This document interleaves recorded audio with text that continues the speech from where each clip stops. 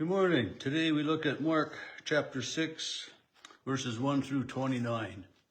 Over the years I've been doing these daily devotions. I always, at the end of it, I always tell it to never delete. Well, now in the last week or so, I get a notification that they have restricted, the time you can save it. So 30 days now.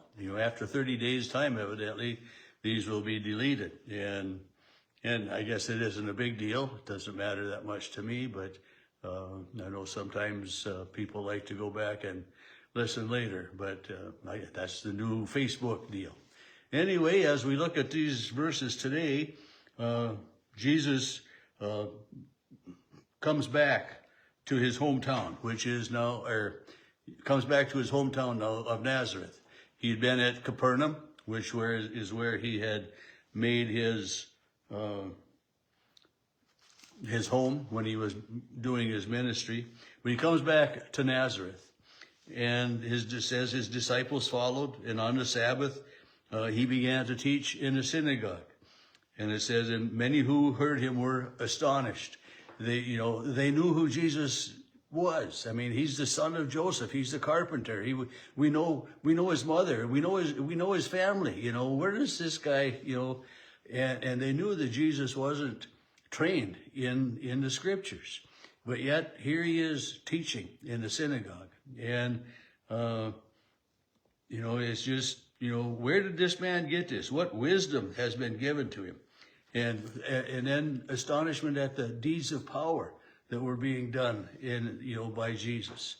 And yet in Jesus' hometown, it says that he could only heal a few because of their unbelief. And and he says, a person is not honored in his hometown, and you're not recognized. And it is, for the people that know you, for the people that watched you grow up and all of that stuff. It's kind of surprising sometimes, to them. But, for Jesus, it's an example, I think, for us that, we're saved by our faith, by our belief, and by our trust in Jesus. And so for these people of his hometown, they didn't believe. We just read, about the woman who just said, if I but touch his cloak, that's faith. Jairus, had come, and that's faith, that all of this had happened. And, Jairus was one of the leaders at the synagogue at Capernaum, and yet he had faith in Jesus, and it's just, but here, people in his hometown, just, they didn't believe that Jesus could do it. They weren't open. They weren't open to Jesus being this. How the whole Jewish community, it told me it was reconnecting. So how the whole Jewish community, then and yet today, don't accept Jesus as Messiah because he wasn't what they expected. So he went, then after he left his hometown, he went about the villages teaching, and he calls his 12 disciples, and he sends them out 2 by 2. And gives them authority over the unclean spirits. And, so you think about that. Here we've got these fishermen, a tax collector, and, we're not sure what some of the other disciples' jobs had been, their occupations, but Jesus sends them out in pairs to cast out demons and to heal. He gives them authority over the unclean spirits and so that they can cast out demons. Think about that. This is the power of Jesus being delegated to these others. And, so it's a way I think that we can look at that as today as well, that you and me can speak for God. We can take God's words and we can share them with others, and, whether we do it by word or by deed, we can do that. But, so they went out and cast out many demons and anointed many with oil who were sick and cured them. And just, the awesome power of Jesus Christ that comes through these disciples who also believed and trusted, you know. But I mean, they had their issues as well. We know that from other stories. But all of this is going on, and King Herod hears of it, you know, and so then we have a flashback in Mark's gospel of King Herod remembering John the Baptizer, who he had beheaded, and we have that horrific story told us here, you know. But you know, some said, some were saying John has been raised from the dead, and for this reason the powers are at work in him, and others said it is Elijah, or it is a prophet, you know. I mean, they're talking about John the Baptist that way, as they talked about Jesus that way as well. But, you know, and then it goes on and says, for Herod himself had sent men who had arrested John, bound him, and put him in jail. And, you know, we read in the Bible, he's called King Herod, and also Herod the Tetrarch. And to call him he wasn't a true king in so many different ways.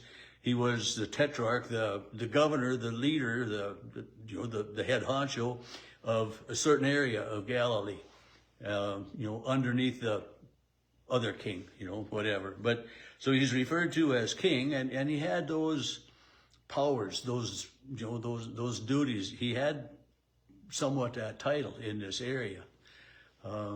And when he spoke, you know, people did what he said.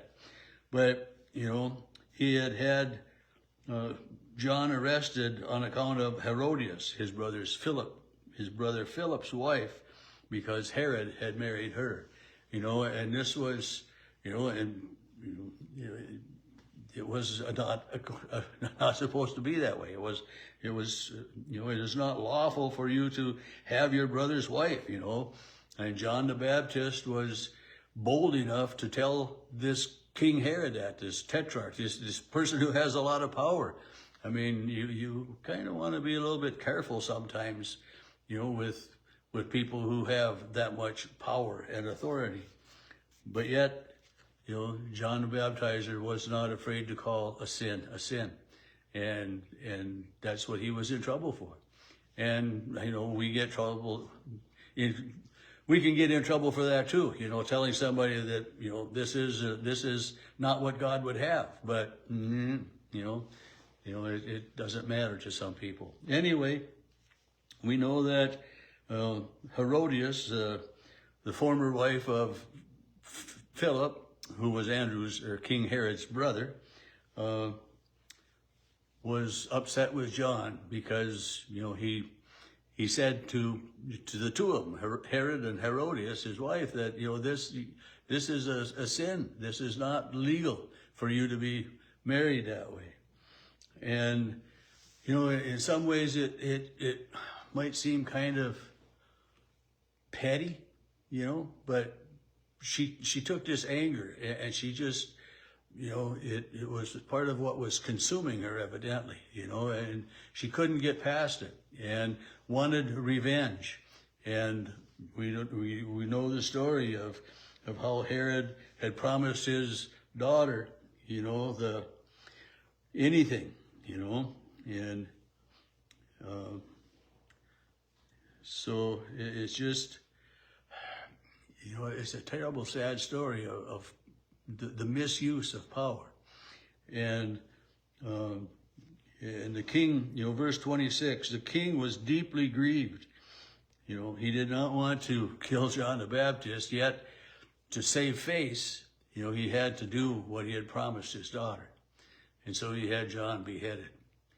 And this brought great grief, of course, to John's disciples and to Jesus himself.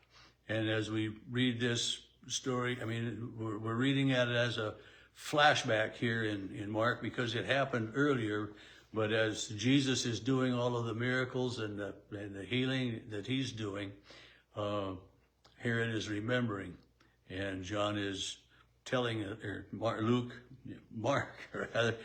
is telling this as a remembrance. And it doesn't matter, you know, how horrific it is, because, you know, as a remembrance or as it actually happened. But it's one of the sad stories in the Gospels of the Bible. One of the sad stories of how people can get so upset with a truth teller. And you know, we talk about, you know, those who were martyrs of their faith because they believed in and preached in Jesus. Well, John was the same.